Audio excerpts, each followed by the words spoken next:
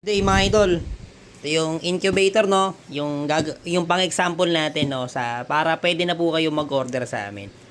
So papakita ko yung laman. Incubator. So, yan pakita ko. So mas maganda yung ano niya no, parang mas improved to kasi iba na po yung kulay, hindi katulad yung sa dati natin na puti. Tapos bukod doon, may sarili na po siyang bote. Kasi yung dati no, 1.5 na bote yung ginagamit ko. Pakita ko lang din kung paano tong bote. Pag nilagay nyo yung tubig, kapag dinaob nyo ganyan, hindi po matatapon. Kasi, yan, pumipisil siya sa loob. Yan po. Pag nilubog nyo, kusa na po siyang aagos. So, pakita ko maya-maya. Ito na siya mga idol, no? So, pakita ko po sa inyo. Yan. Complete set to, pati yung sa may battery kapag nag-brown out. So, assembling ko lang.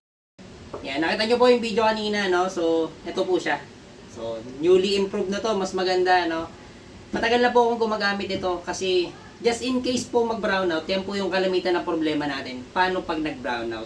Pwede po sa battery ng motor, battery ng sasakyan. So, yan. So, paano kayo makaka-order? Message nyo si Mrs. mga idol. Solid na solid. Plug and play lang to mga idol. Ito po. Saksak natin. So, take note, no? Tawag dito, include na po yung shipping kapag babayaran nyo po. Pero take note, payment first po ito. So, yan. Plug and play, wala na po kayong isi-set up. Tapos, kapag gusto nyo i-candling dito po, sa ibabaw. Pag gusto nyo patayin nyo lang.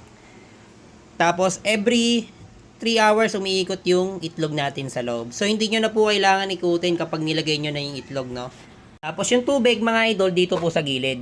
So, sasalpak nyo lang to. Ganyan. Kusa na po siyang papasok sa loob. 3 yan, pero mas advisable para sa akin, no? Isa lang muna. Pag dumating na ng 15 days, pwede nyo nang gawing 3. Para mas mataas na po yung humidity sa loob. So, tested ko na po ito, kaya yung iba kasi kapag nag-demo, 3 agad yung ganito, no? So, isa lang muna ilagay nyo, mga idol. Pakita ko sa loob, mga idol. Yan, yan yung loob niya. May fan. Walang ilaw to kasi may heater po na sarili. So, isasaksak nyo lang yan mula dito sa motor. So, take note, pakiingatan lang tong motor kasi bawal po mabasa ng tubig yan. Yan, o. 30 eggs capacity. Biruin mo sa 30 eggs capacity mga idol, pero ito lang yung laki niya, no? Solid na solid po. Ang tanong, paano pag nag-brown out? Yun ang kadalasang problema natin, no, na mga backyard kapag nag-brown out na sa manukan. Wala naman tayong katulad ng iba na generator. So may papakita po ako sa inyo. Yan. Battery ng motor, pwede rin battery ng sasakyan para mas mataas po yung tawag dito, yung battery na yung battery life ba. So, may kasama na rin po yung ganito. So, pakita ko sa inyo kung paano nagwo-work mga idol. Clip mo yun dyan. Tapos, clip ko rin dito. No? Tapos, wait lang ha. Bunutin ko para makita nyo hindi na gumagana kapag hindi nakasaksak. So, sasaksak ko to dito. O, di ba? O, di ba mga idol? Kahit brownout, pwede po siyang gumana. Ayan o.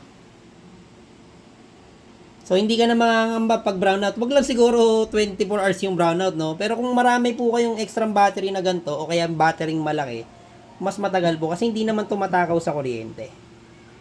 So, yun lang. So, nakita nyo yun?